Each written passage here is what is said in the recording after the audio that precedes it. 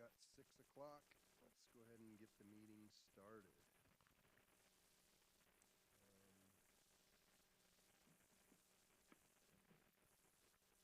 Let's do a roll call. Garner. Here. Miller. Here. Daffer. Here. Turner. Here. Kehoe. Here. Morgan. Here. Kirkman. Selman. Here. Copeland. Here. All right, 8 present. Thank you. Rodney. You were hiding behind the TV. I didn't see you.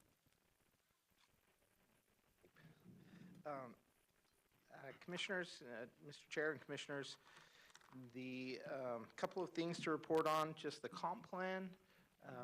I'll just do a quick update on that one. Staff is wrapping up the final public involvement for the first phase. Monday is we're closing the survey online. So if you have anybody you know that hasn't taken the survey, we'd encourage them to get online and take that survey for the comp plan. There was some confusion over the summer because of the city survey, just the regular city survey that they do annually, but this one is for the comp plan. So we'd really encourage anybody to participate in that. And then the staff has also been going to a lot of leadership classes in a bunch of schools and asking all of those people in those classes to participate and so get a little bit different perspective than just an adult, older generation. Sometimes we're getting the younger generation now.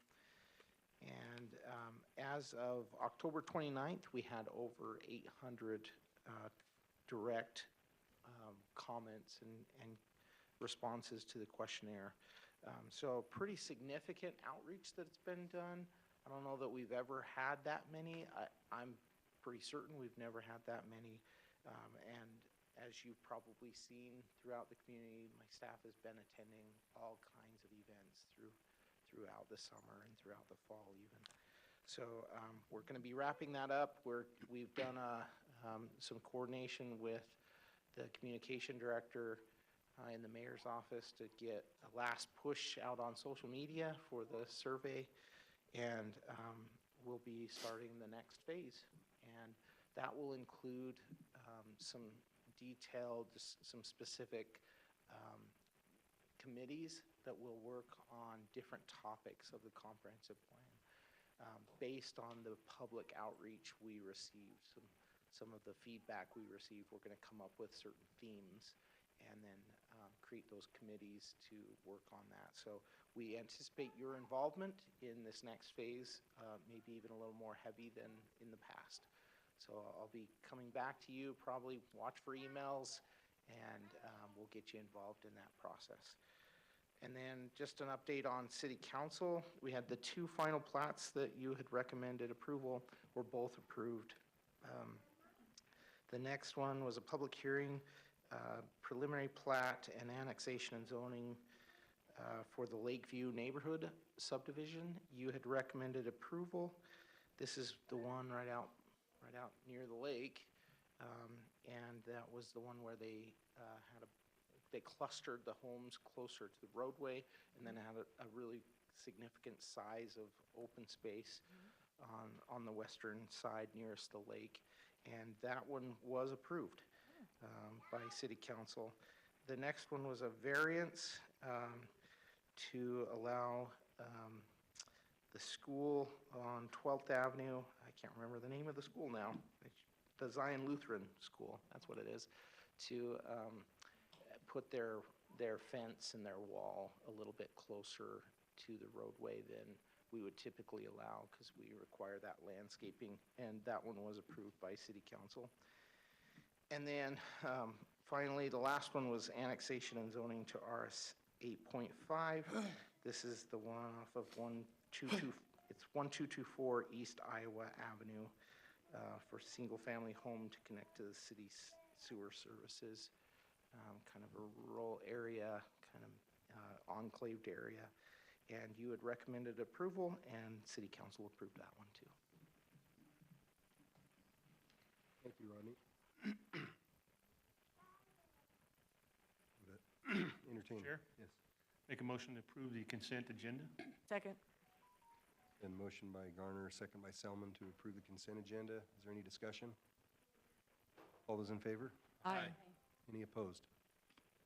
Motion carries. Excuse me. Okay, we'll go ahead and move into our public hearing. Few things, just so everybody understands, if you haven't been to a meeting before, this meeting is being recorded, so try to keep the noise in the audience to a minimum. Don't speak from your seat, basically. We want to respect the people who are up here speaking, and they will respect you in the same turn. To get started, the applicant will get 7 minutes to propose their project. Then we'll get the staff report from city staff. They have unlimited time.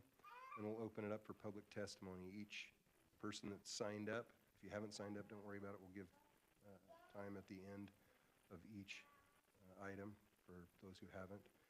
Those people will get 3 minutes to speak. There's a timer up here, and then we have one up here too. So keep your comments pointed, specific.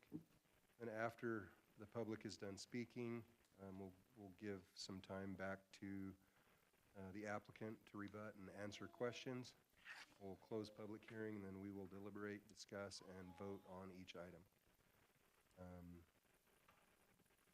Yes, that's it. We're moving up to, so let's just get into it. Our first item is a comprehensive plan text amendment, zoning text amendment, and zoning map amendment to redefine the downtown Nampa core, change various chapters and sections of Title 10 where downtown is referenced or needs to be added for new form districts, and change zoning designations from DH to CN, DV to GB2, and DB to GB1 zoning districts for the city of Nampa. All right. Good evening, Mr. Chairman and Commissioners. My name is Brianna Howe, Senior Planner with the Planning and Zoning Department. Tonight, myself and Christy will be presenting this project to you. We're bringing forward a comprehensive plan text and zoning text amendment along with a zoning map amendment to adopt form-based code for downtown Nampa and to redefine the downtown Nampa core, changing various references and code sections to reflect the new form districts and new downtown zoning designations. We're asking for your recommendation tonight to City Council. So why form-based code for downtown Nampa? Form-based code was a top recommendation that came out of the downtown implementation plan that came before you several months ago.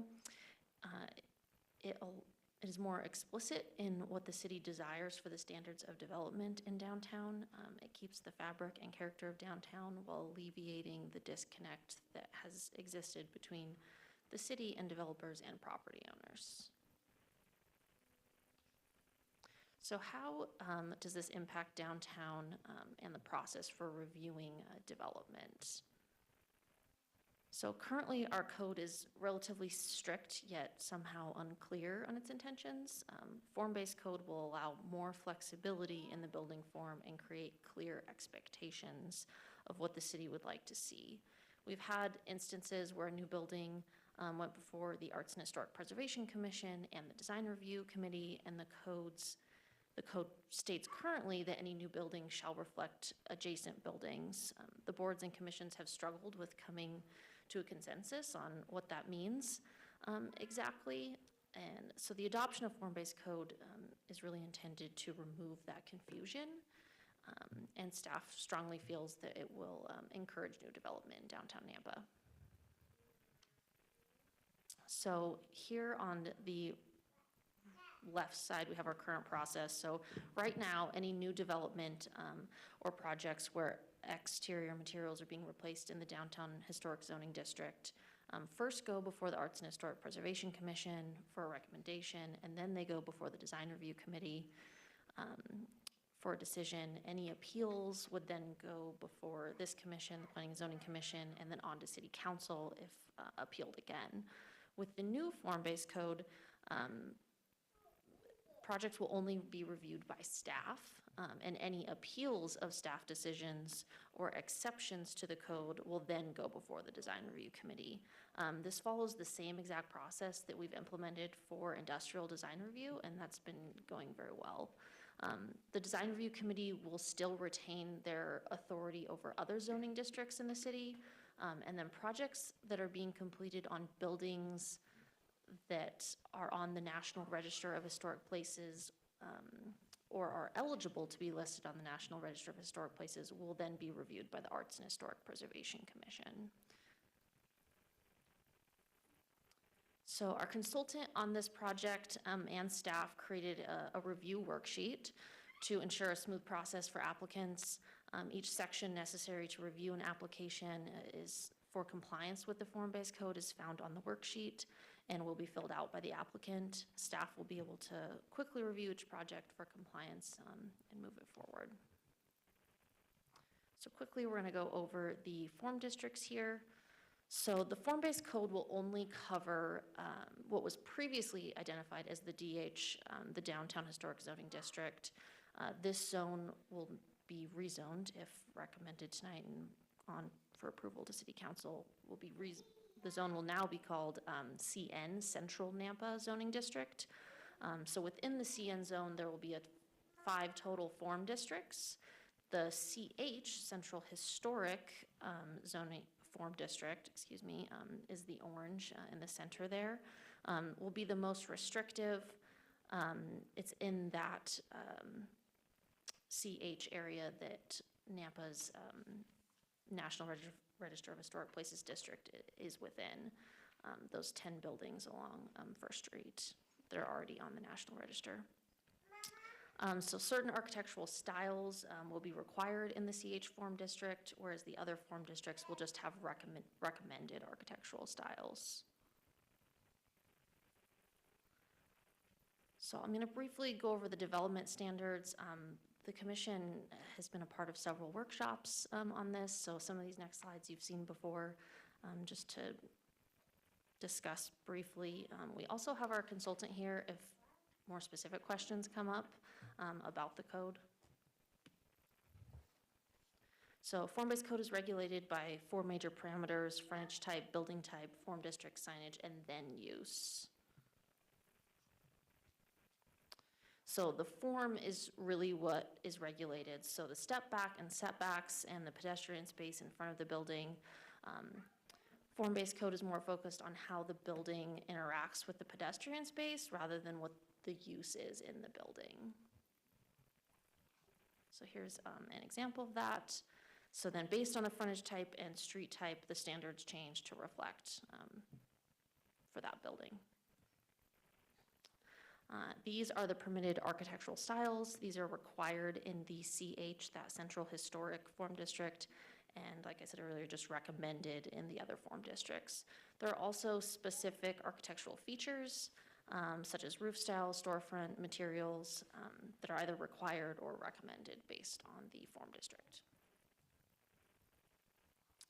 So we will also be updating the text for the Nampa 2040 Comprehensive Plan to address the changes to the downtown core. In Chapter 5, we added a section for the downtown land use designation. So the table of contents was updated there. In Chapter 4, a small change was made to a known downtown event reference. All the references to the DH or DV zones have been updated throughout in Chapter 5. And then this new section, we've added and have defined Central Nampa and the downtown gateway area. And Christy will discuss the gateway area in her section of the presentation. And then the exhibit in Chapter 5 was also updated to include the downtown designation there at the bottom. Chapter 5 objectives were also updated to now refer to the Central Nampa District.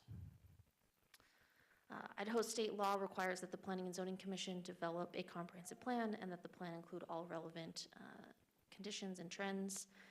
Unlike zoning codes, the comp plan can be flexible and subject to change as desired by the Planning Commission and City Council. So these are proposed findings for the comprehensive plan text amendments, and staff concludes that the proposed changes to the table of contents, chapter 4, 5, and 8 of the 2040 comprehensive plan provide current and accurate information that can be utilized for future planning in downtown Nampa. These changes are necessary as the community continues to adapt to changes occurring in downtown and maintains consistency in use and design while meeting the desirable goals and objectives of the 2040 comprehensive plan. And I'm going to turn the rest over to Christy. All right. Thank you, Mr. Chairman and Commissioners. I am Christy Watkins, with the Principal Planner with the City of Nampa. The other portion of this request is to rezone that that Nampa downtown core. I'm just going to give you a visual for a minute. Think about Burger King and the location of that building. It is currently designated as a downtown zone. That's pretty far away from what most of us would consider to be Nampa's downtown. So, in this process, it was determined that it would be appropriate to keep that downtown designation in the comprehensive plan just for clarity purposes, because it's already on the map, but we still have the ability to kind of define it as its own thing. And then within that, we're going to request these rezones. So the DB zone, which we're going to start from north side and work our way to 16th. On the north side, we have a small section that is DB, which is downtown business. We are requesting to change that to Gateway Business 1. And then the next section is downtown village, and we are requesting to change that to Gateway Business 2. And then the next section is the DH zone, which she just talked about, to change to the CN district. So the facts for rezoning a piece of property, as you know, there are 3 criteria for determining the appropriateness of zoning. It has been determined by staff that the zones that are being requested are in harmony with the comprehensive plan based on the changes that have been presented to you tonight to redefine that downtown core. The uses, staff did a pretty in-depth comparison between the GB zones and the downtown zones to determine which ones would be the most appropriate and not really disturb the status of the properties that are there currently. The GB1 and the GB2 zones were those zones. So the uses are similar to what is allowed there now. And if someone were to come in and say, oh, you know, what does this do to the building that I have there currently, it's not going to change a whole lot. The Gateway Business District does have some language, and we'll talk about that with the text amendments. It does have some language that provides for some larger setbacks and some larger berming for landscaping, but in this core, we're going to be asking for exceptions just to that to allow for a more pedestrian-friendly environment there. And then the third item is, it is in the interest of the public and reasonably necessary because it will align better with the entirety of that area, and it will refine the requirements for the new CN zone, which she discussed. So those are all the facts for rezoning. And then we're gonna go into the text amendments. There you go, okay. So these chapters are kind of out of order because some of the changes are identical. So I just tried to list them as succinctly as possible. So chapter 1, we're gonna remove a definition of early 20th century architecture because that's something that's stated in our current downtown historic zone. And to be honest, we're not really sure what it means even though there's a definition, so we're just going to get rid of it. And then remove all references to the DH zone. We are going to then reference the new downtown implementation plan for streetscape standards. And we're going to replace, again, all references to DH, DV, and DB with CN. And not with the GB because that's already referenced in that section as GB, so we only have to replace with CN. And then replace references to commercial properties with just commercial or industrial uses rather than the DH, DV, and DB. And then in chapter 22, for parking, we are going to replace DH with CN. And in Chapter 28, which is actually mobile home parks. We don't use that chapter very often. We're going to replace the DHDV with CN. As I stated, GB is already listed in that chapter. In Chapter 3, we're going to take those out of the chart, DB, DV, and DH, and we are going to make specific reference to the CN zone for uses that are listed in Chapter 15. So we won't be going to Chapter 3 to determine the uses any longer in that, just in that zone. And then Chapter 15 and Chapter 34. So Chapter 15 currently is our downtown core. It has the DH, DV, and DB information in it. So we will be repealing that entire chapter. And we will be linking it to the PDF that is form-based code, which is about 136 pages currently. So that's why it's just going to be a link.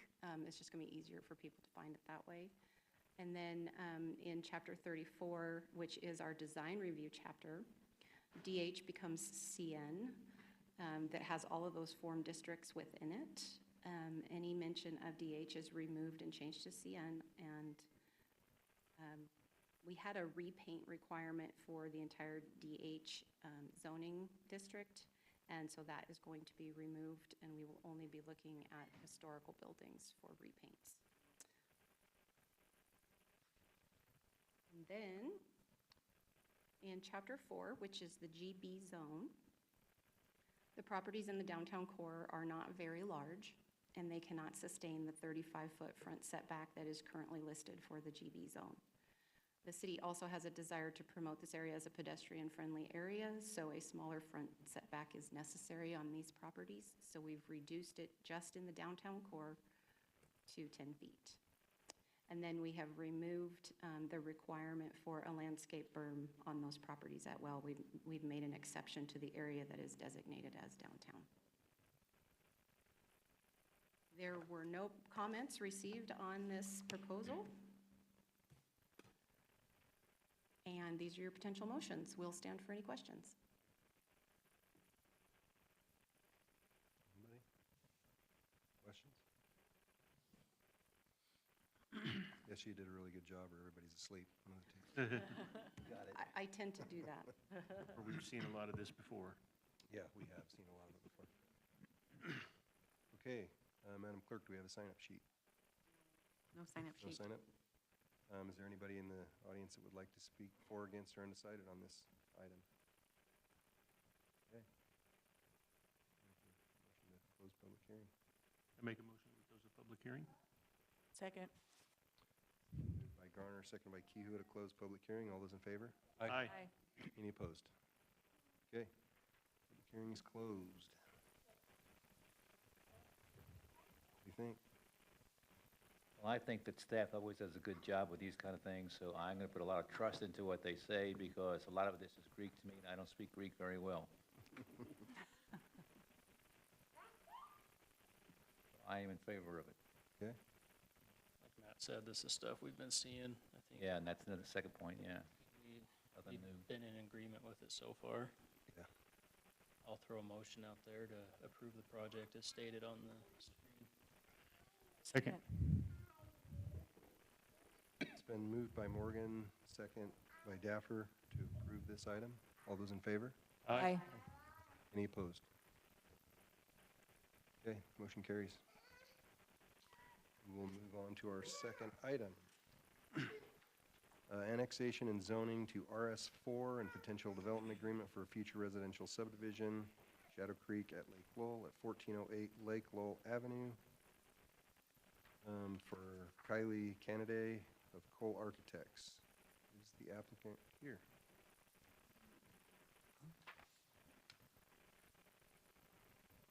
And if you could, please give your name and address for the record. Yeah, Matt Huffield, 404 South 8th Street, Boise, Idaho. I think Kylie's the one that submitted it for me, so. This project, I think, we've been here a few times to try to get this thing through, and we're trying to do something that we feel is going to improve the city and help minimize some of the infrastructure that's farther out. We're trying to help reduce traffic, but this is a small infill development. As you can see, this property is completely surrounded by City of Nampa property already. And so we're proposing 12 units on this, 12 lots on this property, a small local road that comes in with the T-in for fire department turnaround. The intent of this project is really, I think, to improve the quality of this parcel that's been vacant for years, to provide for starter homes, first-time family buyers, really try to provide something that, I bought my first home in 1996 in Nampa, and I was able to move out here because I could afford it here. And we're trying to provide that back, that we put something back in the community that those folks can afford and move into. And then also, something that's well-designed, works well with the community. We're not going out and taking over farmland. This is an underutilized piece of property that we're trying to improve and make the city better. Some benefits, this will be, we're working with local contractors to provide local subcontractors and all that stuff. It'll help provide economic viability to the community, give back to the community. This isn't somebody coming in from the outside trying to do something and bring in outside forces. We're working with locals to do the work. Also, it will help, give back to the tax base, help, pay for infrastructure with increased taxes, things like that. Again, we're in an area that is already as dense or more dense than we are, minus a couple of properties. We're trying to match what's there and provide for, some things that are consistent with the area already. I think our parcels are a little bit bigger than what's adjacent to us, minus some of the couple of rural lots. And I think there's even a apartment complex a little bit way down. So our density is right. The lots are a little bit bigger, so they are going to provide for some extra space for these families to have other things that they need. Off-street parking, I think we got 4 spaces. I think we meet all the zoning requirements. We're also planning to have HOAs, which will help reduce any of the concerns that neighbors have with, street parking and things like that, we'll be able to control what the people are doing there a little bit with the HOAs to make sure that we have some recourse if somebody isn't following the rules. And I respectfully ask you to approve. Thank you. Thank you. Any questions, anybody? Not right now. Okay, Christie. Okay. Thank you, Mr. Chairman and Commission. Christy Watkins, Principal Planner for the City of Nampa. As stated, the request tonight is for annexation and zoning to RS4. They are not proposing the plat at this time. They want to see what everybody has to say about this annexation first before they go down that road. So the comprehensive plan is medium-density residential. The property is currently under Canyon County jurisdiction and is zoned R1. In September of 2024, this Planning and Zoning Commission recommended approval for annexation and zoning to RS4 for 12 single-family lots and 3 common lots. In December of 2024, City Council denied the annexation and zoning to RS4 for 12 single-family lots and 3 common lots because of the lot sizes and the compatibility to the surrounding properties. So to the north is RS6, which is the South Creek subdivision. Those are single-family detached homes. To the south is RS6 and Lake Lowell Avenue, and then RA, which is a large lot, single-family detached home. To the east is RA, and those are large lot, single-family detached homes as well. To the west is RS6, which is the South Creek subdivision, and those are single-family detached homes. The utilities are available in Lake Lowell. So this is an enclaved property that it is in an area that has been developed in the city for quite some time, with the exception of a few large lot properties. The proposed RS4 zoning district does fit within the designation of medium-density residential, and the comp plan calls for a density of 2.5 to 8 dwelling units per acre. It would be considered infill. And as you know, infill encourages a little bit higher density to take advantage of services and utilities that are already available in the area. Lot sizes will be evaluated during the plating process and will be required, of course, to meet city standards. The concept does show that the lot sizes are 4,707 square feet to 5,218 square feet. The RS4 zone requires 4,000 square feet with a maximum of 8,000 square feet. So the proposed lots do fall within that range. With a density range of 2.5 to 8 dwelling units per acre, the project will have 5.82 dwelling units per acre. So it'll fall right in the middle. The minimum building lot is 30 linear feet. The proposed concept plan lot widths are larger than 30 feet. But again, this will be evaluated at the time of plat submittal. And then they do have some open space proposed on this concept plan. 5% is required. That is 4,486 square feet. The project concept plan shows 4 common lots on 0.16 acres totaling approximately 7,000 square feet or 7.8%. So they've exceeded their open space requirement.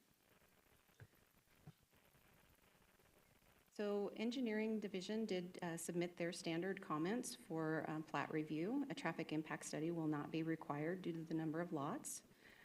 The fire district indicated that this is 2.9 miles from fire station number 6 with an approximate response time of 7 minutes. And they anticipate an increased need for personnel of 0.03 firefighter positions.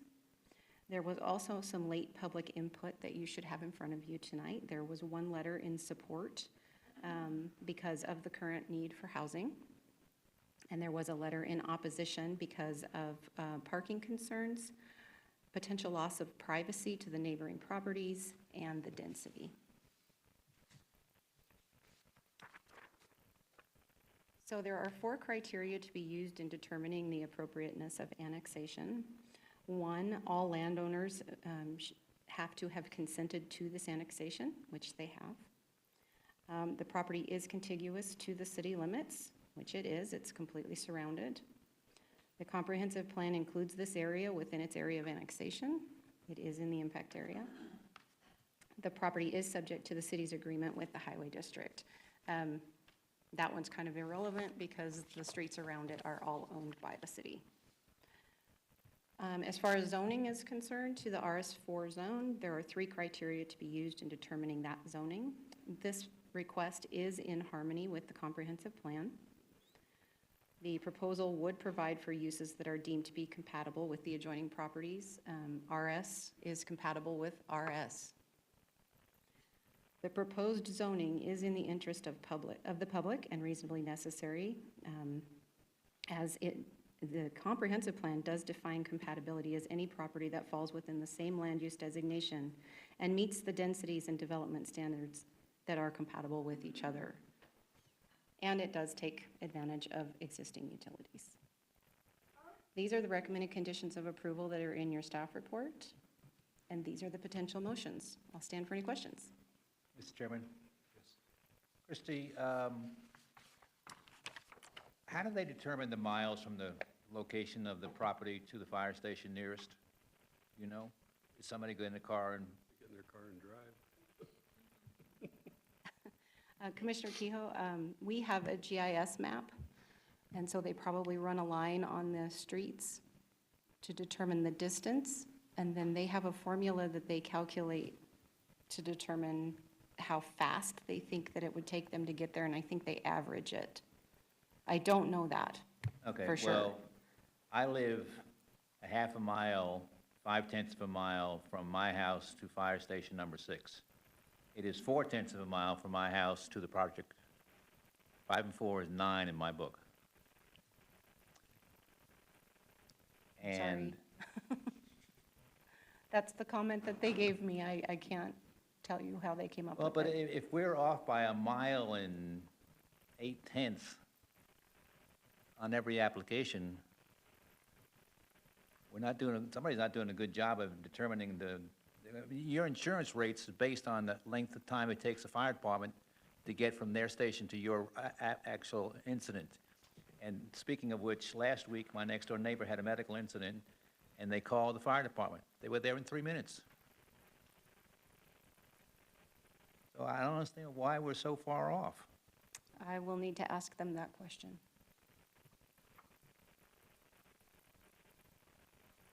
And well, never mind. Okay. We don't know the answer. I was going to Well, stop at Fire Station 6 and ask them, but I figured they wouldn't know the answer either.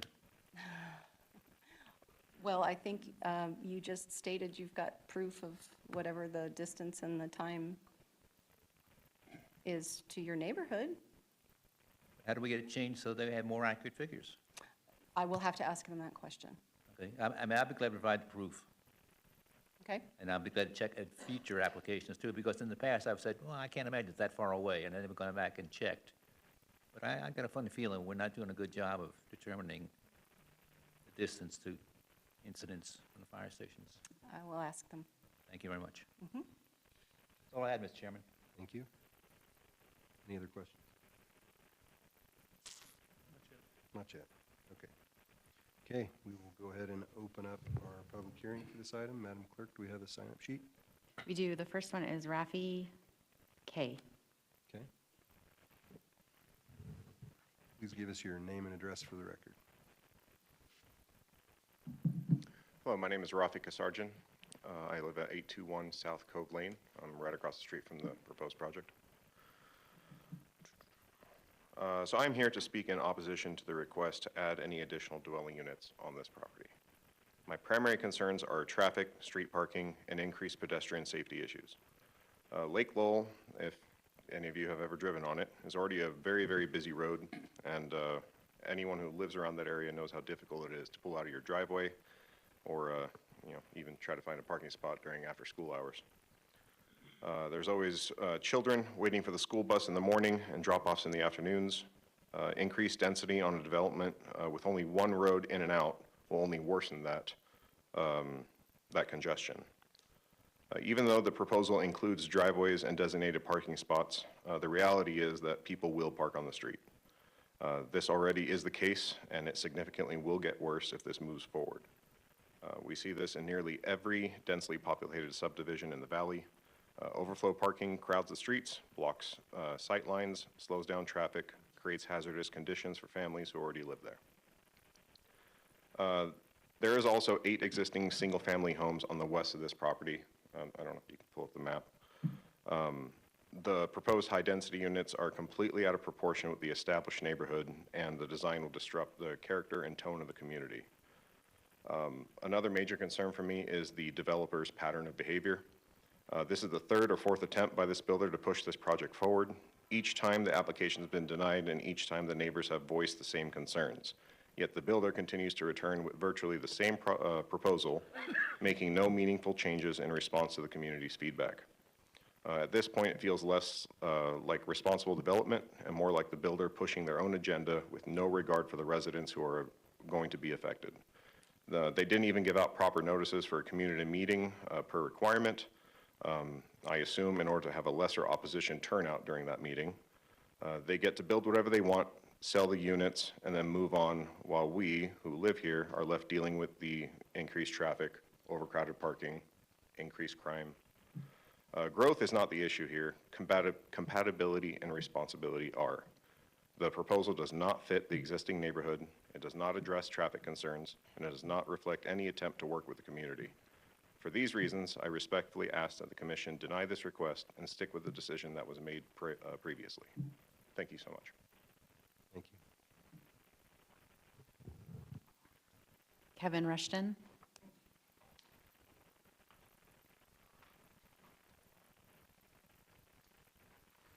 Good evening.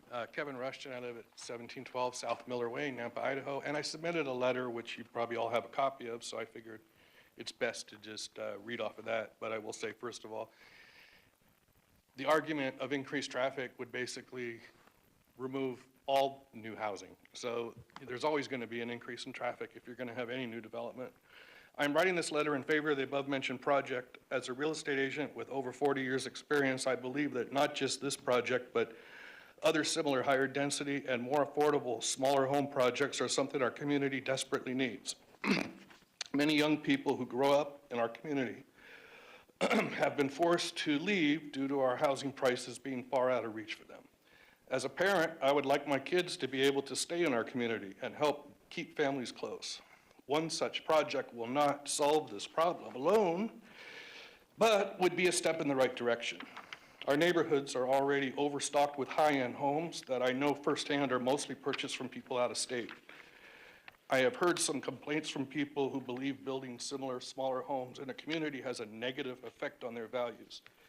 This is patently and historically false. Some of the most expensive areas of the country have a healthy mix of housing options.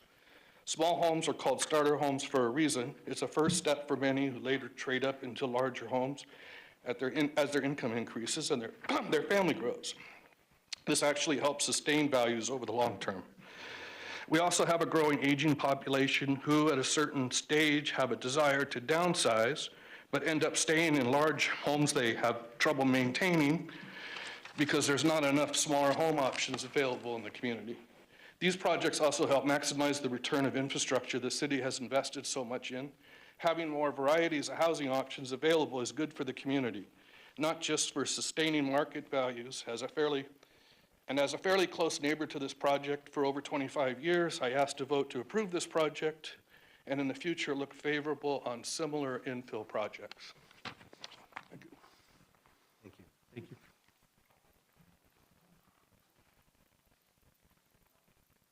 Next. Sherman Williams.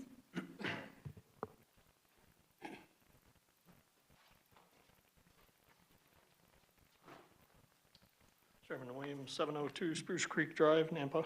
I have property on the west side of this property, butts up against it. So the first gentleman that spoke, I'd say ditto to everything he said. It'll cut me down in time. Okay, I want to thank you, council and commissioners or whatever you are. Thank you for letting us speak. Because the human impact is not in writing, really, that they have to hit the human impact. She listed all the things they have to do, and he's done a very good job of making sure over 2 or 3 times to hit all of those requirements. But the human impact is not there, and I thank you for letting us speak so that we could have that. So in essence, overall, I'm against it. I'm in favor of it for only one reason, and that's so we can hold him accountable for the eyesore. It's a horrible, horrible eyesore right at the moment. So if the city takes it over, then we can hold them accountable for having a bad eyesore. If he could put 8 homes in there, just like you told him he could, you said if he'd do it, I think last time you declined it, he said if he could match the 8 homes, we'd probably get it approved. But he can't, according to the finances. But that's not our issue. We didn't buy the property. We didn't make the decision to purchase the property and without checking to see what it's going to take, what y'all would approve. So like the gentleman said before, he's going to move on. We're going to stay living there with what's been approved. So I appreciate it if you don't approve that. The traffic is actually, as I stand out in front of my property and I look up and down the street and I go, putting 12 homes in a space that we have 8 homes, I don't see how you can do that in that space that he has over there. Sure, he can hit all the exact requirements, but as far as the impact that surrounds it, it's going to be a lot worse than we would see on our streets. So in essence, I'm against it. I'm in favor only for one reason, and that's to hold him accountable for cleaning up his property. Thank you. Thank you. Timothy LaFleur.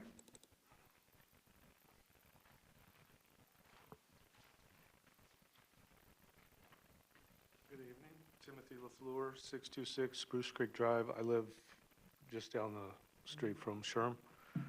I ditto everything they said. I'm against this. They talk about the price of houses. They have never discussed what the price of these lots will be. Now he's talking about having individual builders do it so they can set the price on what the houses are going to be. so we don't know if they're going to be affordable. My concern is that it's going to be difficult for them 12 family members to get out onto Lake Lowell, and they're going to turn right, and they're going to start heading through the neighborhoods to get out over to Roosevelt, which is an easier way to get out, less congested. So I'm against it. I ditto everything that Sherm and Rafi said, and thank you for your time. Thank you. Joe Morrow.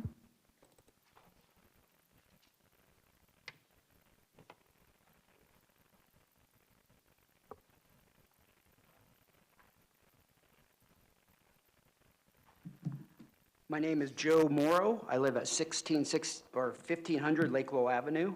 I live just 2 houses down the street, and I'm concerned with the lot sizes and the impact of the overflow of cars, trucks, and trailers parking outside of this development, which would overflow out onto Lake Lowell and Spruce Creek. All these new infill and apartment complexes that go in, you drive by them, and everybody's trailers and kids' cars, boyfriends' cars, they're out on the streets, whether it's over by the old Karcher Mall and Flamingo in that area or every place else. And this is going to be another example. I'm also against the lot density, specifically the lot width and the buildability of these narrow lots. What kind of house can you really put on a narrow lot? These lots are about as wide as this desk that you guys are sitting behind. I'm concerned you can't build a 2-car garage, which then is going to force parking, again, along both sides of my property. Just because these lots meet the minimum requirement doesn't mean you can build a quality 2-car garage that will fit with its narrowness. I mean, a 4,000 square foot lot could be 4 feet wide and 1,000 feet long, and you're gonna check that off on your box, but what are you really gonna build on something that narrow? Same thing with this. The last developer proposal was denied by City Council because City Council felt the narrowness of the 12 dwellings was not compatible with the adjacent properties, which are R6 or bigger. With this development, these new lots are a little bigger by 12%, not the 20% that he has claimed from the last proposal. This development now has smaller green spaces, a tighter fire turnaround at the end of the street, and they have eliminated the parking on the east side of the street from the previous development proposal, which was denied. This development does not match up with the surrounding subs, and they are trying to cram too many units on this property. We would be happy with 8. Thank you. Thank you. Stephen Robb.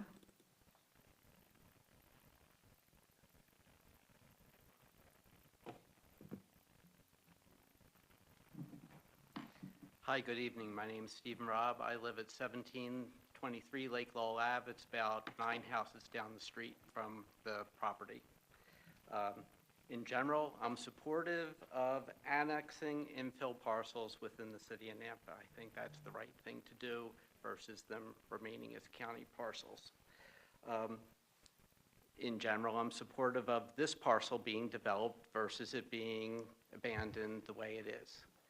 However, I think the development needs to be consistent with the current neighborhood, which is predominantly RX6 houses and then much larger lots. And there are several much larger parcels right close to this development. And when I look at the maps, I couldn't find any RS4 zoning anywhere near here. And my concern is the density. And especially when you're trying to put that much density on a spur, dead-end street that has parking only on one side of it, managing traffic, trying to get in and out of there. I don't even know if there's one street parking per home that they're trying to put on this street is going to be a nightmare. I don't know how you're going to deal with, people very popular to have a pickup truck and they want to pull a trailer for whatever they're moving around. That is totally incompatible with being able to function on this spur road with 41-foot wide frontages where there's a 20-foot driveway and 20 feet of curb, I don't know how the cars and parking are going to work for this here. If this was zoned RS6 and there were 7 or 8 homes on it, I think that could work. But I think trying to put 12 single-family homes on this street, as narrow and tight as it's going to be, I think it's trying to shoehorn too much into too little space, and all the traffic is in and out off Lake Law only. There's no flow-through otherwise, and it puts a burden on everyone. And, you know, while it may be optimizing the use of the lot, quote-unquote, I think it's more optimizing developer profits as opposed to fitting in with the neighborhood and building something that is livable as opposed to creating a driving and traffic nightmare, not just for themselves, but to the people that are around it, because there's going to be overflow vehicles to the adjacent streets, and that's not right. Thank you. Thank you. No one else. Anyone else? Is there anyone else that would like to speak?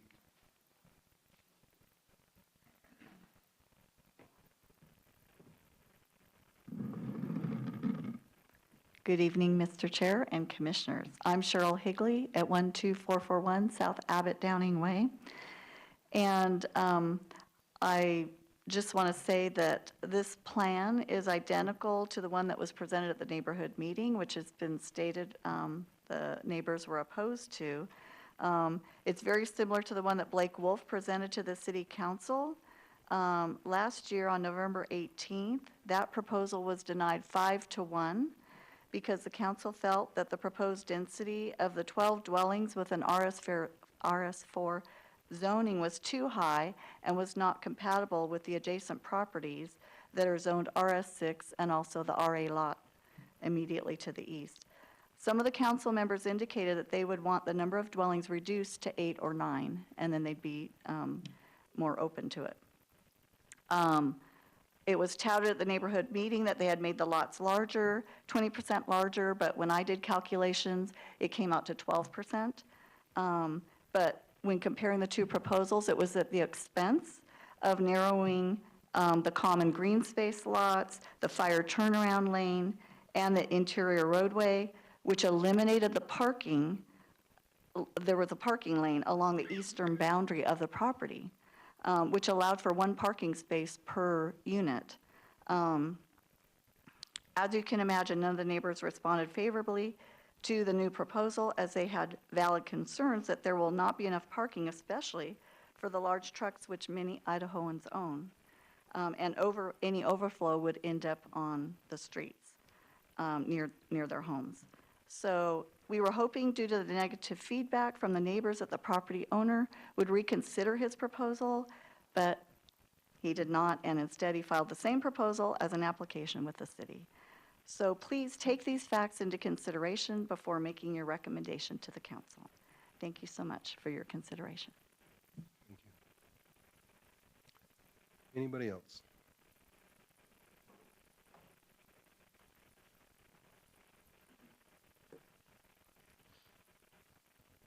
Zachary Piper, born and raised in Caldwell, moved to Southeast Idaho. I just recently moved back out here. I was notified about this property. Your address? Say that again? Get your address. Oh, my address now is 1381 West Darrow Drive, Meridian. I was actually in a property out here. That's what I do. I own Integrity Builders Group. I'm a general contractor here in the state of Idaho. I kind of just rolled by this property. I don't know Mr. Huffield or the gentleman sitting next to him, and we kind of have the same vision in bringing that affordable housing back. And I've heard the concerns of people up here saying about traffic. Traffic's inevitable on every single street in the Treasure Valley. It's not going to stop. It's just going to get worse. But I guess, again, back to the affordable housing. The housing market just keeps getting higher and higher and higher, and it reduces the opportunity for the younger generation to purchase a home. So we talk about he talks about, one of the gentlemen said something about the traffic going in with trailers and building and stuff like that. We're good at what we do. We know what we have to do to keep our trailers on the property when we build. I don't think that's going to affect anything. HOAs, once the homes are built, HOAs can reduce that immensely also by cars parking on streets, trailers on streets. We see it in all the neighborhoods around here. So it's good to hear the concerns from the community because that would outline the HOA for the people that do purchase the homes. So I know price of the homes have never been brought up. And again, I don't know Mr. Huffield at all. I actually want to purchase the property and do exactly what he's doing to it, and that's bringing these smaller homes. They're doing it in Southeast Idaho right now. I have a builder friend that's doing it, smaller single-family homes for the first-time home buyer. That's all I got. Thank you. Anybody else? Okay, would you like to come back up and answer some questions for us?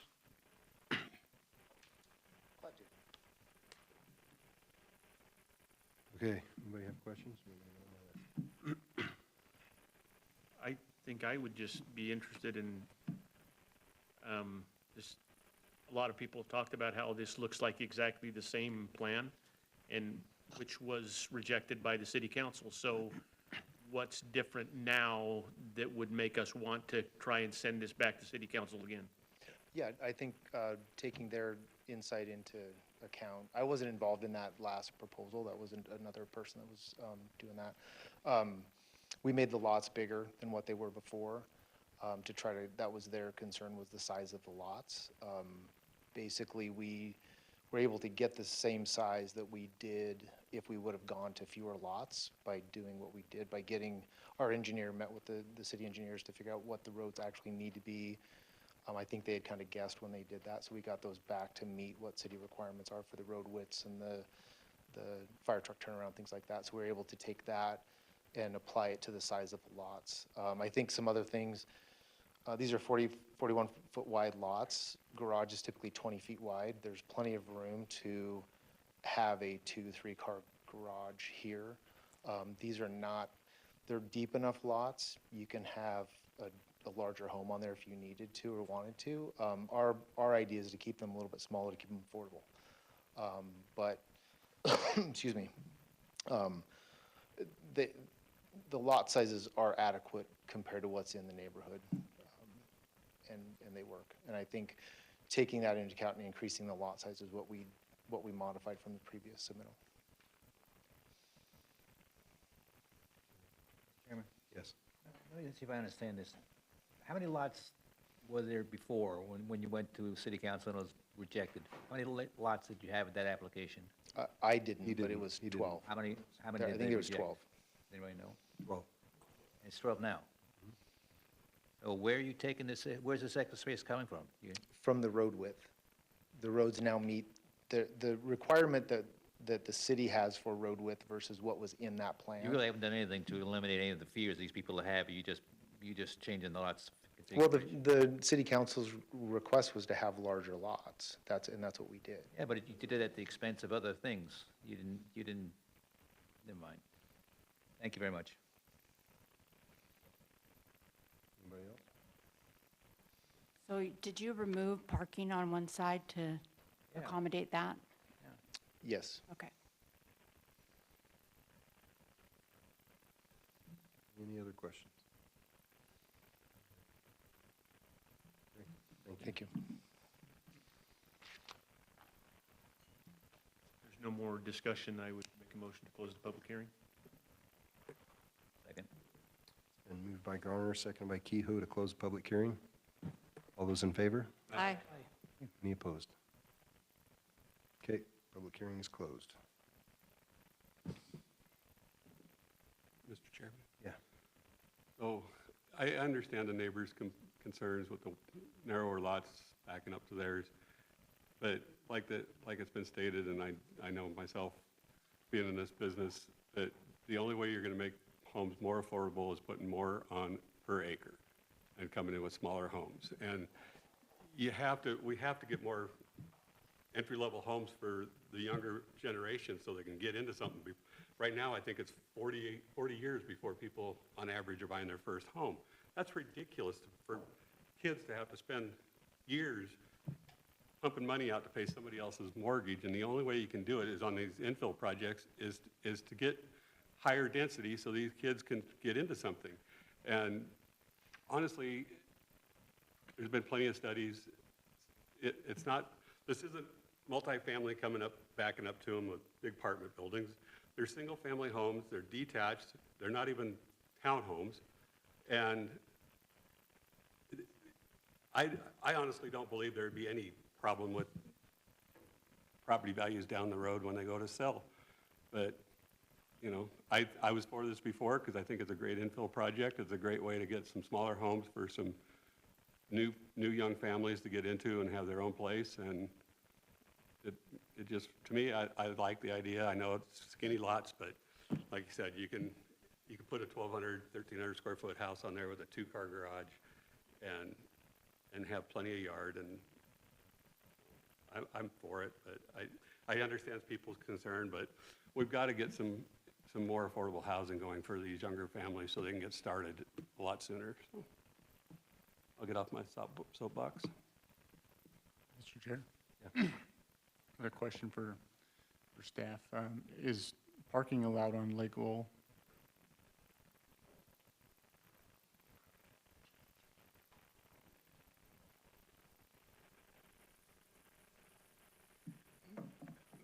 Mr. Chair, Commissioner Dapper, there is parking allowed on Lake Lowell.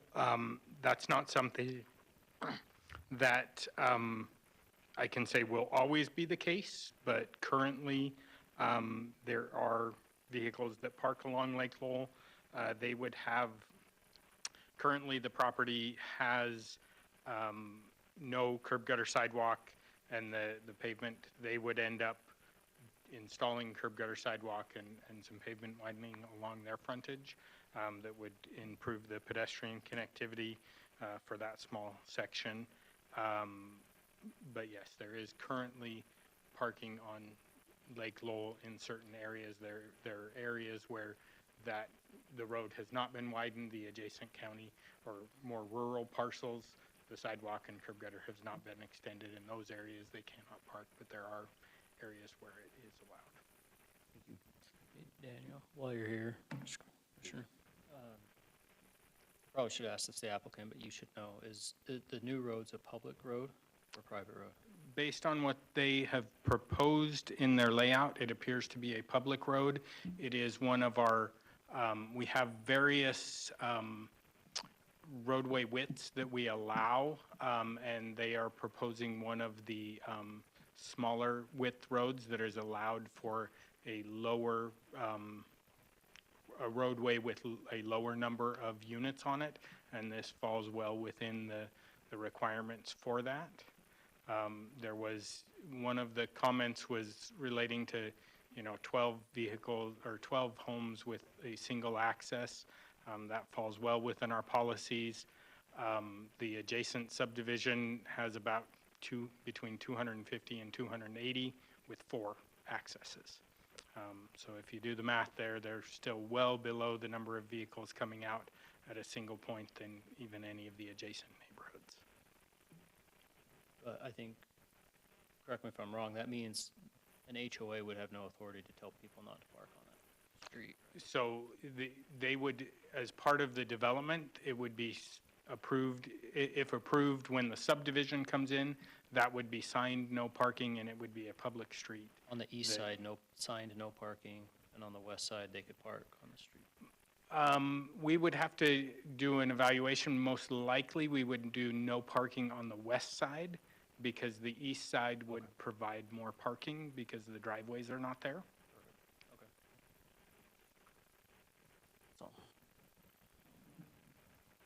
Mr. Chairman? Yes. I have a question.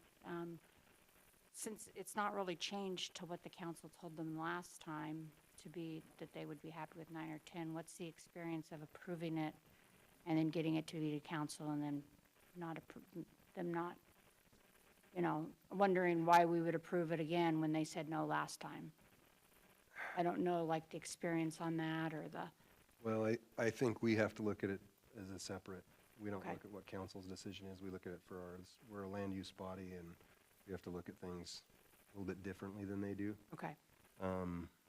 Experience says it's a toss-up. I don't know what council. Okay, so we just look at it, we should not take into consideration the fact that it didn't pass last time?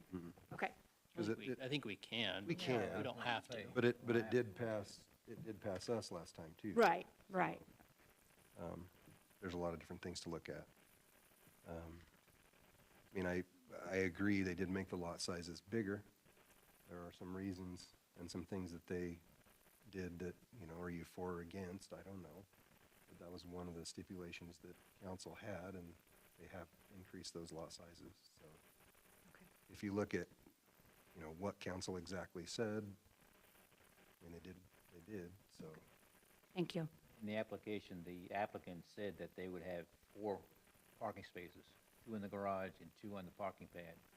So they're not even planning for any parking along the street. You got your 4, if you got a 2-car garage. And parking from the garage. Mr. Chair, I have a few thoughts that I want to throw out there. First off, with the lot sizes, you can argue it's a starter home, but I've seen home builders put more expensive homes on smaller lots, so that might not even be the case. So making the lots bigger isn't going to help the affordability thing. Parking, I have a hard time making that an issue just because unless they're gonna go park in your neighborhood, it shouldn't bother you. I'm surprised there wasn't more talk about how many homes you'd be backing up to. I mean, some of these lots, some of those existing homes would have up to 3 backdoor neighbors, and I didn't hear that near as much as parking along the street. And it's a valid argument to say that there's no R6 anywhere near it, because I looked and it's completely R4 as far as the eye can see. So, Vice versa. Vice versa. yes, apologize. But, but it's an infill lot, and I've heard too many city council members talk about how we need to focus on infill and not spread out. Well, this is our opportunity to do that. All things considered, I would probably vote in favor, but I do have reservations on both sides.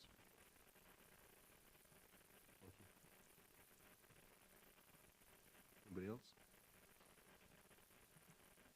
I don't know, I think I'm feeling, quite similar to what Commissioner Daffer is. And I'm worried that if we based our decision off the valid points that we've been discussing, it could still go to city council and just get shut down because they haven't changed the number of lots, right? They've made them bigger, but at the cost of other amenities on the site, like open space, like the width of the road, and so I don't know that it's substantially changed. But I get it. I remember when I was first starting out, and we were able to get a starter home, and it was wonderful. It was amazing. And you talk about affordable housing, but we're talking about affordable ownership, not just affordable, because people can argue all day long that they can get a new apartment. Well, that's, again, like what you were saying, you're paying somebody else's mortgage, not your own. And so I would love to have more affordable housing. I've got, 4 children that are all looking for homes, but they can't find them. And so affordable housing is a big deal, and this would go a long way if, again, we could ensure that it was going to be, because we could go and we can recommend approval of this and get the annexation, get the zoning, and then they could come in and, change it and build more expensive homes. We have no control over that. So I lean because I want to believe that it's going to be affordable housing. I really think that that's a big deal for us. And so I would love to approve it, but I really have not a lot of faith that it would go any farther than our approval. And so I'm kind of torn a bit, I want to be able to approve it and say that it's going to be affordable housing, and I want to have faith in being able to do that, but I don't know how we can do that. Can I make another comment to that? So if you were to turn that into 8 lots and make them the size of the ones, the RS6 next door, you're probably gonna go to a 18 to 2,200 square foot house, and you're gonna be 500 minimum, and kids can't afford that. Exactly. So we have to get some homes that are, I mean, even the 1,200 square foot Corey Bartons are almost 500 grand. So you got to get some people that can build something more affordable, and the only way they can really do it is to put more houses on a lot to make it pencil out for them. And if you go make them do them 8 lots, all the sizes of the ones next door, there's no way these are going to be anywhere close to affordable. I'm sorry. Nope, public hearing's closed. I don't think I have anything new to say. I would just emphasize a couple of points. One, the need for, I hesitate calling it affordable. It's it's Different font. lowercase a affordable. What it is adding more supply to help with everything, and I'm in favor of that. Whether or not city council is going to approve this doesn't matter to me. Let's let them do that. We'll make our recommendation and they can ignore it. It wouldn't be the first time. I understand it is denser than the surrounding area, but it's an infill project. Like, we literally allow infill projects to be more dense because we want them to be developed. And a lot of times that's the only way that can be, is by being more dense. So I'm in favor of this project for the same sentimental reasons most of us are, with having siblings and kids that can't live in Nampa anymore, even though we grew up here. Let's get some more housing here. Let's get these infill, like Cody said, like we can't say we don't like the ones chewing up the farmland on the edge of town and say we got to develop the infill first and then not develop the infill when it comes to us. So I'm in favor of it. Mr. Chairman, I am not in favor of it, but I don't see any other point because, one, I am certainly in favor of an infill project. I talk about them all the time and I approve them all the time. Since you're not in favor of it, do you want me to make the motion? Well, I'm gonna vote for it. To be honest, I'm gonna vote. I don't want to, but I'm gonna vote for it. But only because I like the infill project, and it's gonna be more affordable, like some of you said, with 12 homes than it's gonna be with 8 homes. I would like to see it 8 homes, but then the price is gonna be so far out of reach that nobody's gonna be able to buy it. Not the people that need to, not your kids. No. I don't have any kids, so I don't care. Mr. Chair? Yeah. There's one last thought, and I think a decent amount of the bad taste in my mouth about the project isn't so much what the proposal is, it's that it feels like, based off of comments, that they haven't been the best neighbor. They haven't kept their property up, and it doesn't look like they've made accommodations for those around them. And either one of those things are requirements outside of what code says, but I think that that's where a lot of the negative emotion comes from, is the perception of them being a bad neighbor. Whether we can take that into account or not legally, I don't know, but I'm just putting that on the record. Well, and I think, not in their defense, but if you look in the past, all the times that we've heard this, it's different people each time. So is the owner the same, or is it different owners, or is it different potential future owners? I don't know. Yeah, well, there's the maintenance part, but then Cheryl talked about getting feedback in the plan and it not changing at all, right? That kind of stuff. So we've seen developers come get feedback, and it might be minimal changes, but they do make an effort, right? And there might have been an effort that just wasn't presented. I don't know.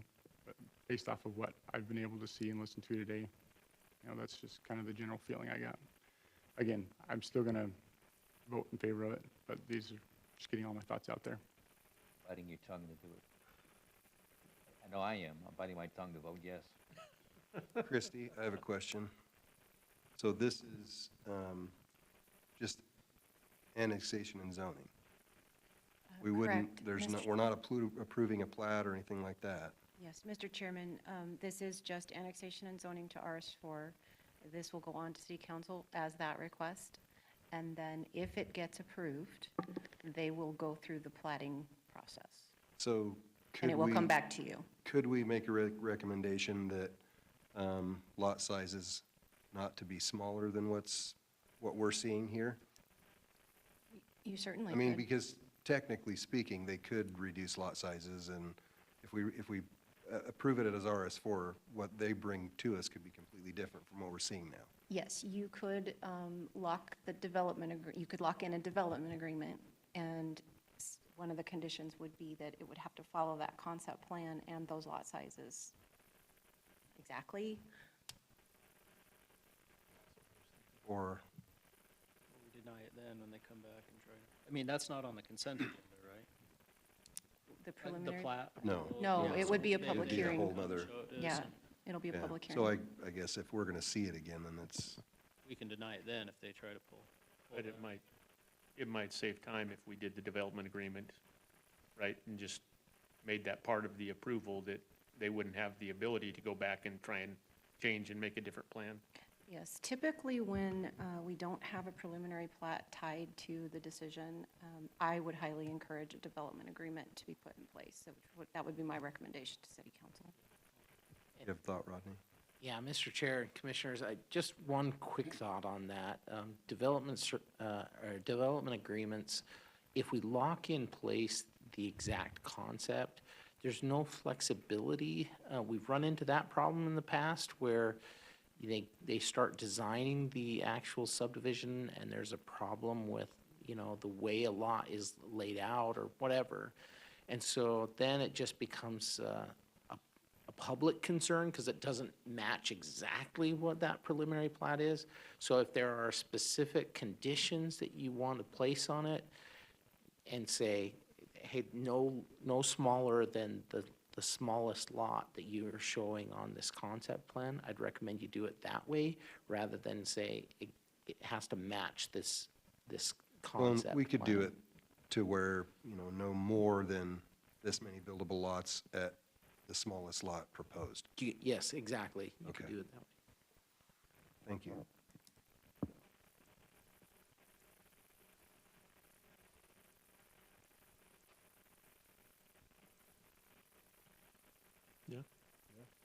Yeah, I think so.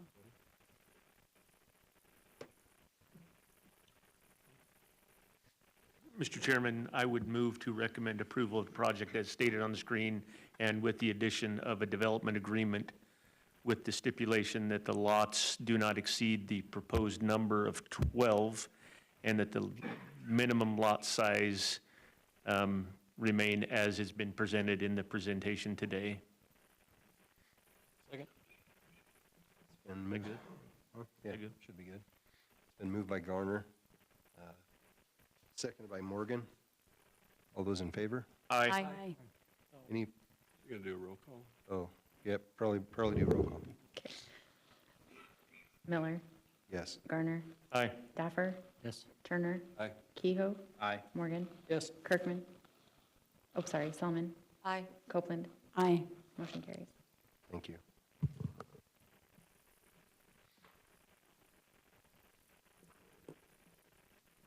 Okay, next item. Conditional use permit for a home occupation daycare for up to 12 children in RS6 zoning district at 11235 West Kite Street. For Catherine Self is the applicant here. Go ahead and come on up. Catherine Self, 11235 West Kite Street. Thank you so much for allowing me to speak tonight. My name is Katie Self. I own Chickadees Preschool in Nampa. I recently got licensed by the state. I have a background in education. I spent 4 years teaching in the public school system before deciding to open my own program in 2023. And I wanted to combine my love of early childhood education with the flexibility to be more present for my family. So my goal has always been to create a small, high-quality program that supports both early learning and family balance. So I am requesting a conditional use permit that I believe would allow me to care for up to 12 children. However, I do want to emphasize that I do not intend to watch 12 children. So I'm only hoping to increase my class size by 1 next school year. So that would be 7 children in my classes. And I do just offer preschool, not daycare, so it's 3-hour classes.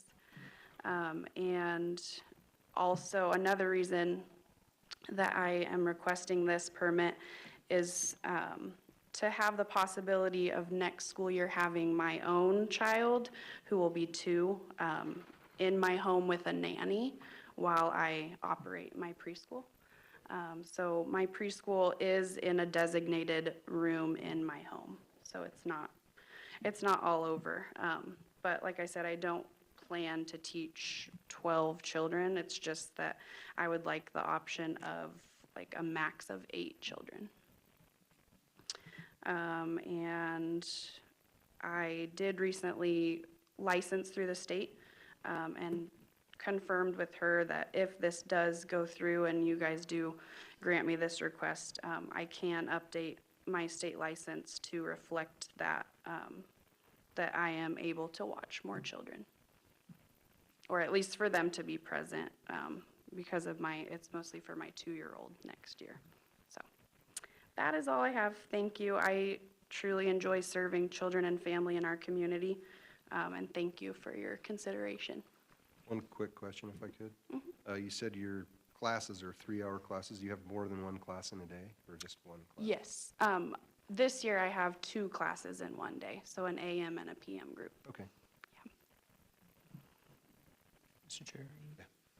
So you've been doing this. I'm just curious. It looks like on the map you're at the end of a little spur off. Yes, I mean, yes. I guess it's right there. Correct. How's that working?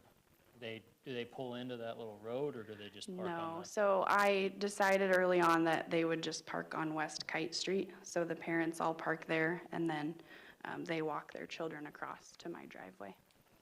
And as far as I know, my neighbors have been very friendly and okay with it. I haven't had any issues. All these people here tonight, you think they're, What's that? all these people here tonight, you think they're all in favor of it? I hope so. Can I ask what you call your preschool? Yeah, it's called Chickadees Preschool. Because the title here says self-preschool, which gives a different connotation. I didn't know if it was like a self-directed. Well, learning. that's my last name, so. Right, I figured don't that know. now. Okay. I was wondering if that's what you call it. Okay. That's it. Mr. Chairman? So with the 2, the AM and the PM, is there 7 in each, or 7, basically saying 7 at a time? Yes, I hope to have 7 at a time, Okay, thank you. plus my 2-year-old, so, yeah. Other questions? Okay, we'll call you back up. Like, one more. Is there a reason 7 is your goal, or? Well, I've tried different numbers, and I just feel like I could handle 7. Gotcha. Just curious, it lets you go up to 12, so I was curious why you weren't trying to go higher. Yeah, so, I mean, I have one of my bedrooms in my home designated for my preschool, and it's small, and I feel like I can have a better handle on it. Gotcha. I don't have any desire to like have another teacher and have a bigger group. I just like the small setting. So 6 or 7 is what I am saying. With my 2-year-old would be max 8. Thank you. Yeah. Thank you. We'll call you back up. Okay, thank you. Candace? Good evening, Mr. Chairman and Commissioners. My name is Candace Fry, Assistant Planner for the City of Nampa. The request before you this evening is a conditional use permit for a home occupation daycare for up to 12 children in an RS6 zoning district.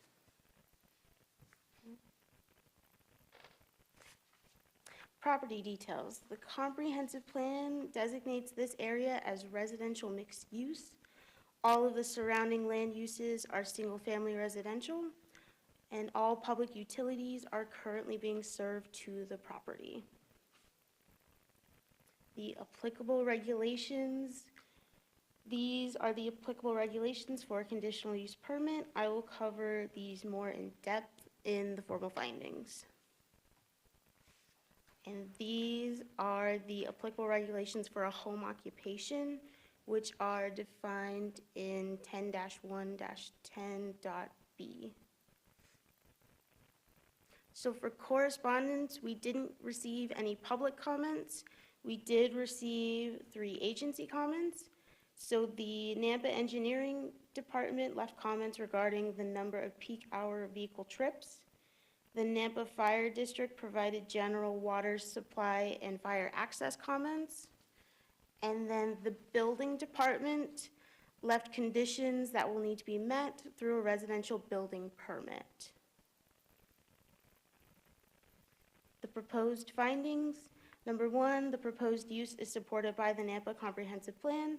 The proposed use provides access to daycare services near residential properties. Number 2, the design, construction, operation, and maintenance of the property and project will not adversely impact the intended character of the general vicinity. The applicant will be subject to all criteria laid out by the home occupation permit. And number 3, the proposed use will be served adequately by essential public facilities and services.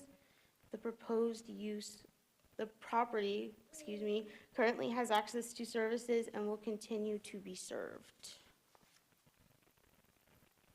And number 4, the proposed use will not involve activities or processes of operation that will be detrimental to any person's property or general welfare by reason of excessive traffic, noise, smoke, fumes, glare, or odors.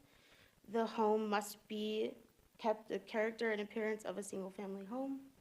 So weighing the facts and looking at department input, the project meets the criteria as outlined by 10-25-4. The proposed use must follow all city codes and standards at the time of development. So here are the conditions of approval.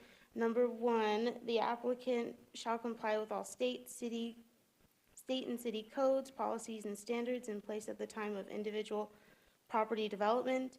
This includes all of the requirements listed in the residential permit and comments that were included by the Nampa Building Department. Number 2, the applicant must obtain a home occupation permit with the Planning and Zoning Department. And number 3, vehicular traffic shall be required to park in the public right-of-way along the road and walk the children to and from the preschool. Vehicles shall not be allowed to block the common driveway or any other driveways. And then any conditions imposed by the commission. These are your potential motions, and I will stand for any questions.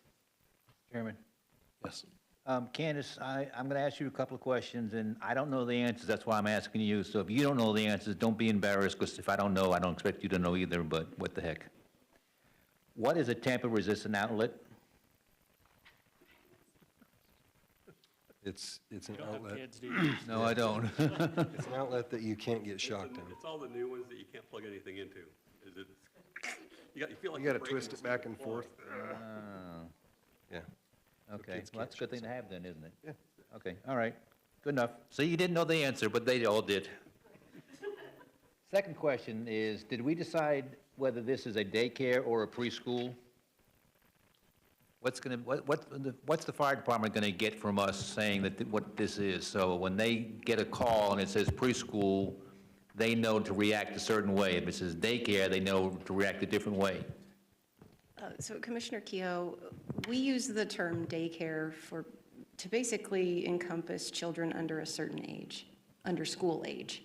So if they're going to school, so 6, 7, 8, they're in elementary school, they're of school age.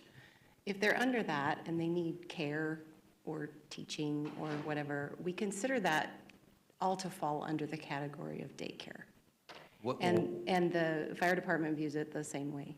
If they say the word school, they won't think there could be 20 kids there. No, they're still going to identify it as a daycare as well, and they'll still have to meet the same requirements as Okay. a daycare. Just want to make sure everybody's safe. Yep. Thank you. Mr. Chair, got a question. I apologize, staff, for asking this again, but how do we determine whether a CUP follows a person or a property?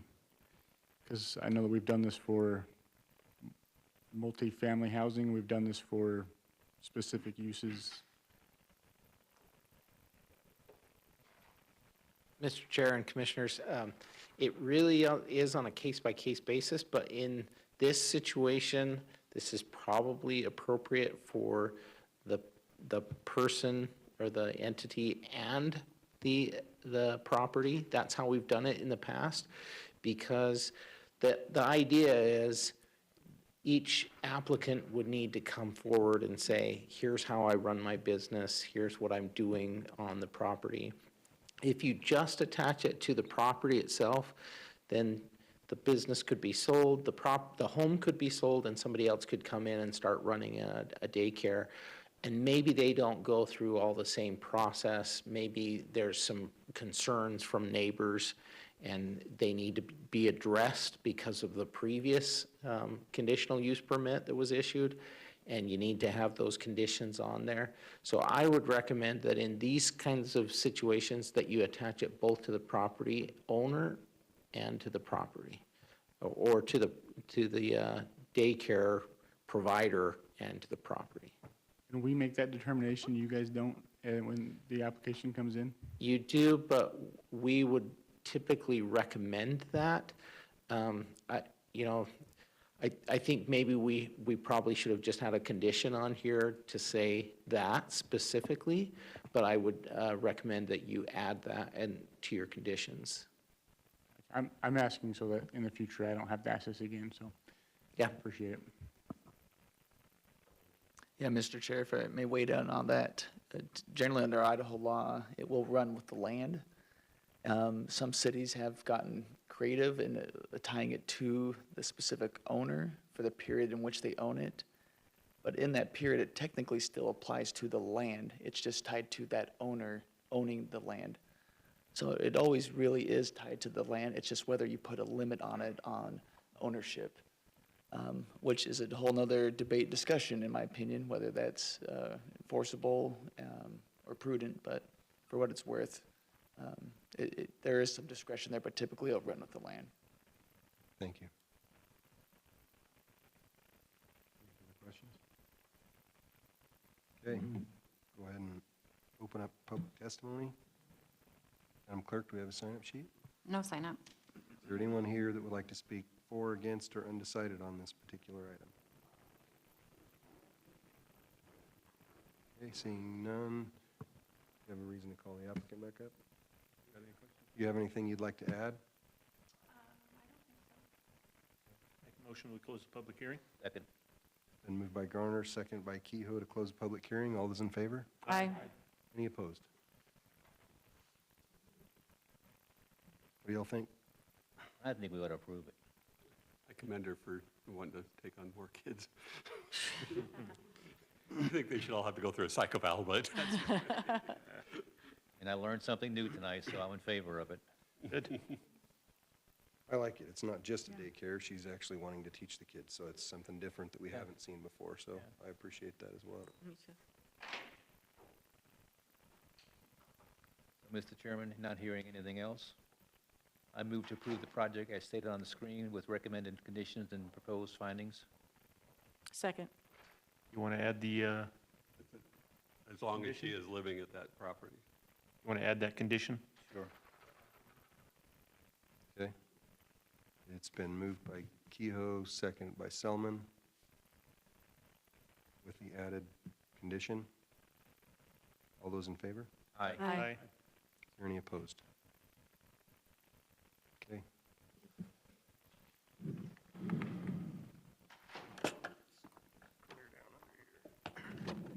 All right.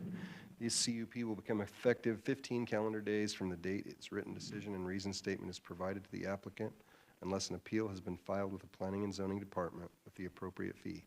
No action should be taken on this CUP until the appeal period has concluded. The applicant must confirm with Planning and Zoning staff that there have been no appeals. Okay, Thank you. thank you.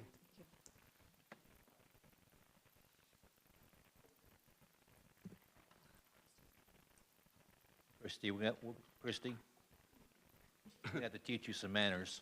These guys have incredible No, no. I would agree. Waited so, Manners is ladies first, not the boys. The so ladies go first. patient. Okay, It's hard for them to be that good this long. Yeah. Peggy. Okay, time for our break? Is that right? No, we're just kidding.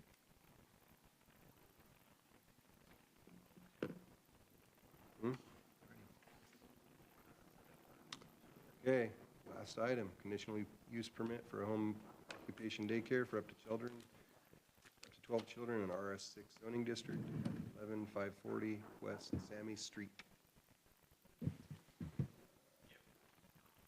I'm not even gonna try. I don't wanna butcher your name, so I'll let you say it when you come up with your address for the record, please. Thank you very much. My name is Mokalai Patient Mwembo. My address is 11540 West Sami Street, Nampa. So I received some comment from my neighbors complaining about noise, parking, and I don't think that a single family can have traffic like a lot of cars because it's not going to be a center care. So it's just a home like you can see my beautiful family over here. Not any noise to neighbors. So, and it may be like 2 to 3 families that we can take care of. Maybe 3 to 2 cars. So, and I believe they will come different times, not same time. So, and we have a space on our plot. So that's the things I can say. And thank you so much to give me this opportunity. Thank you. Thank you. Any questions? Chairman, do you have a fenced backyard? Yep. Yes. And how many children, so what are your hours of operation? I know up to 12, but what are your hours of operation going to be? 6 a.m. to 6 p.m. That's all. Thank you. Sure. How many children, do you have an idea of how many? Could you go all the way up to 12? Can you repeat that again? What's the maximum number of children you think you would have? I don't have much yet. I have one family, and there are 4. Okay. Would be the plan to expand and get up to 12? Yes, if you allow me. Okay, well, yeah. Thank you. Thank you so much.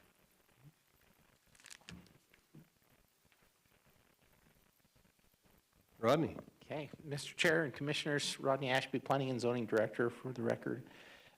You've just gone through this, so this should be pretty straightforward, but I'll go through pretty quickly. This is the location. I should have just stated that it's in the Sunnyvale West subdivision, out off of Flamingo and almost to Midway there. Comp plan, community mixed use, RS6 zoning, surrounding land use is all same, single family or RS6 zoning. Public utilities are all there. Here's a Google view of it, because on our map, we didn't show the home there yet. And so this is the only map that I could find with a picture of the actual property being developed. Here's what they are proposing inside the home for where they'll do the daycare. It looks like upstairs and downstairs. You know the criteria here. We just went over it, so I'm not going to spend time there. I just wanted to quickly point out on this one, a reminder that home occupations of things like this in a home, we have standards in there to make sure that it doesn't start feeling like commercial. And if there's ever a problem where it actually starts looking like or acting like a commercial property, then we can revoke that home occupation permit and the CUP permit. We'd have to have proof that that was the case, but but there is a way to handle that. And we do have requirements about employment, about traffic, about signs. Those are the kinds of things that I think a lot of people get worried about, are the traffic, the noise, and the signs. Our noise ordinance is in place for everyone. Frankly, you could have a family, your own family of 10 kids or 12 kids, right, and have as much noise as a daycare. So we have to be careful there, just because, just to assume that there's noise created just because it's a daycare beyond a normal family residence. Conditional use permit is required. Nampa Building Department asked for some clarity about how many children are going to be cared for, and how many of them are under the age of 2.5. Apparently there are different standards for that young of age being cared for in the home.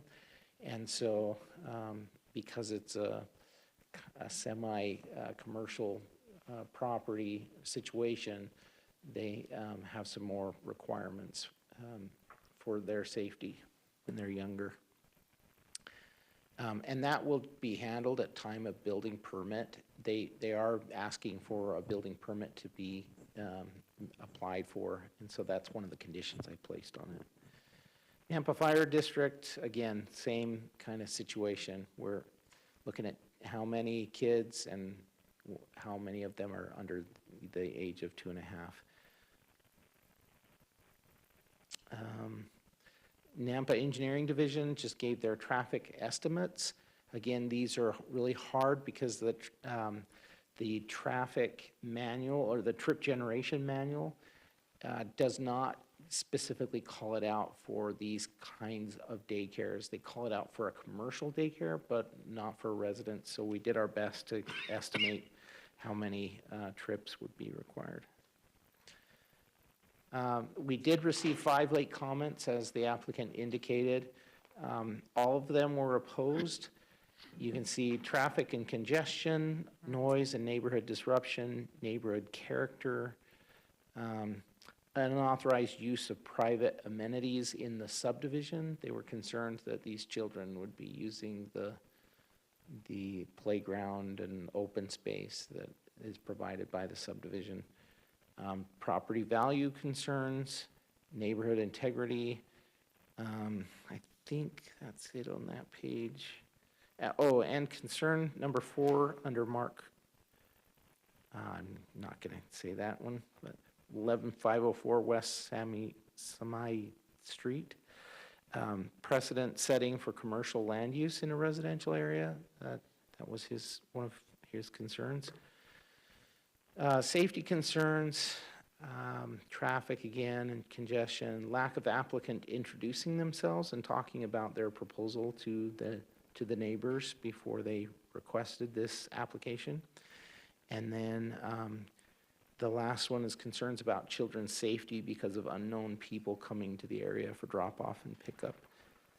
And those were all of the comments. Here are the proposed conditions. You can see under number 3, I just put a residential building permit shall be applied for within 6 months of the conditional use permit issuance in order to obtain an on-site inspection and building floor plan approval from the building department and fire district.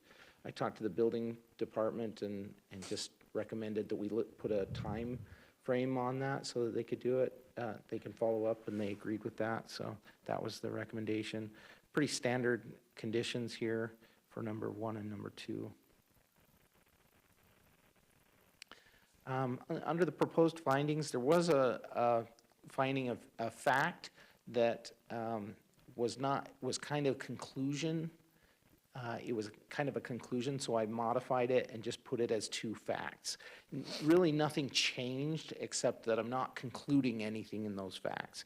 So that's, the comprehensive plan includes smart growth principles, including locating residential and commercial land uses in proximity to each other to reduce travel distance and wear on infrastructure. And then the second point, the proposed daycare provides a service land use within a commercial structure. That should be residential structure, so I'll change that. residential structure and within a residential neighborhood that may utilize the services. And then the rest of them are according to your staff report as I proposed it. And then the conclusion, considering all the facts, all the criteria listed in code will be met. The proposed use is supported by the comp plan. It meets a lot of the criteria in the comp plan. And they'll have to obtain a building permit and meet all the safety standards. Because of the home occupation conditions, they'll still maintain a residential feel for that property. And then here's a couple of motions for your consideration. Thank you, Rodney. Mr. Chair. Rodney, will you go back to your Google image? To which one, The excuse me? Google Maps image? Map? The Google Earth. The Google. Oh. Way back at the beginning. So I just want to clarify that this particular house isn't the one they're living at. The house that they have is 5 houses down and across the street. Oh. But when you type any of the neighbors that have submitted comments into Google Maps, it pulls up this same exact house. Oh. So just Oh, for the interesting. clarification for public record. Yeah, thank you.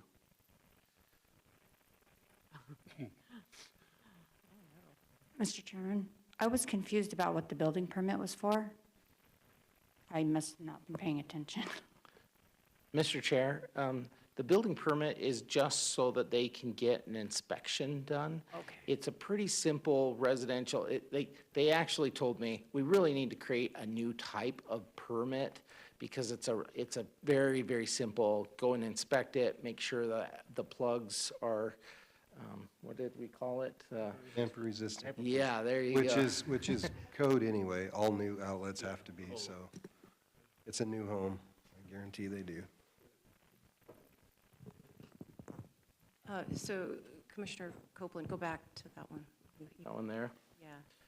On there, it says, residential building permit will need to be pulled so that we can have the floor plan on file for review with associated on-site inspections for the building department and the fire department for approval. The floor plan will need to include the entire house with the childcare areas specified for each location. That is specifically for emergency services so that they know where to find children if there is an emergency. Okay, thank you very much. Yep. Thank you for that.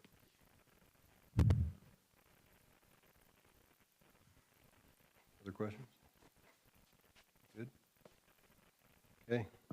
Madam Clerk, I think I know the answer, but no sense. Is there anyone here that would like to speak for, against, or undecided on this proposal? Is there anything you'd like to add as the applicant that you haven't already stated?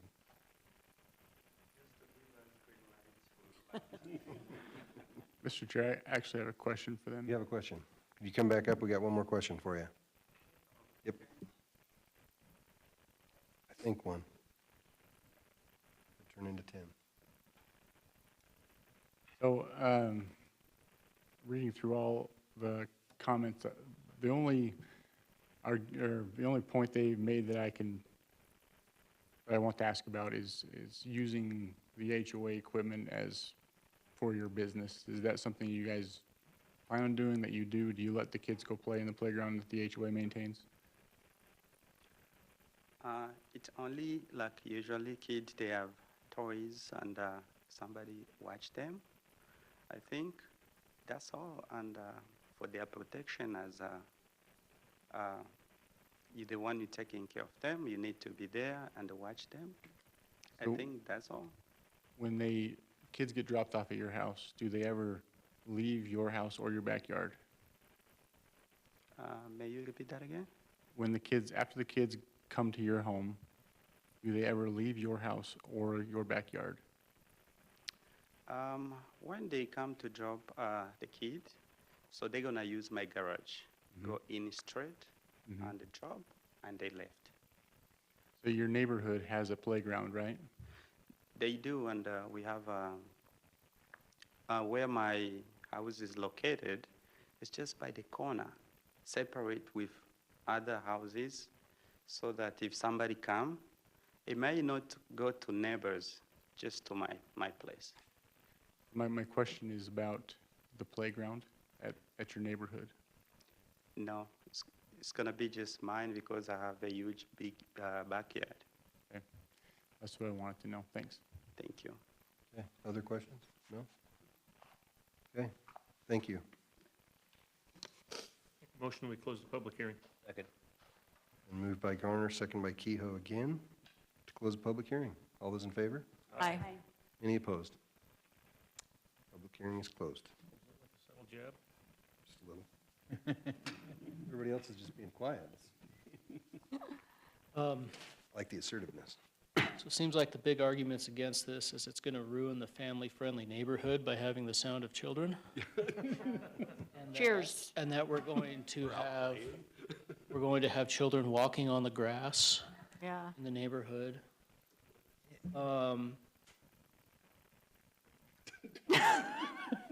Does anybody have anything else to say, or can I Yeah, just? I'm on Okay, the so same, you- same track as you are, because when Rodney read off all those comments, I was thinking, what in the heck? And we've had, I don't know how many hundreds of these applications in the past, and nobody's ever mentioned any of these things before. It's like they're out left field someplace. They just want to complain about something. This is a service our community needs, and Yeah, it's gonna keep, we're gonna keep needing it more and more. I commend them for doing this, and if there's no other further discussion, I'll move to approve the project as stated on the screen for approval. Second. I'll second that one, too. Too late. I missed it? Oh, Did. darn. It's been moved by Morgan, seconded by Selman Ooh. to approve this item. All those in favor? Aye. Any opposed? Wait 1 Okay. minute. Read your thing. I'm on it.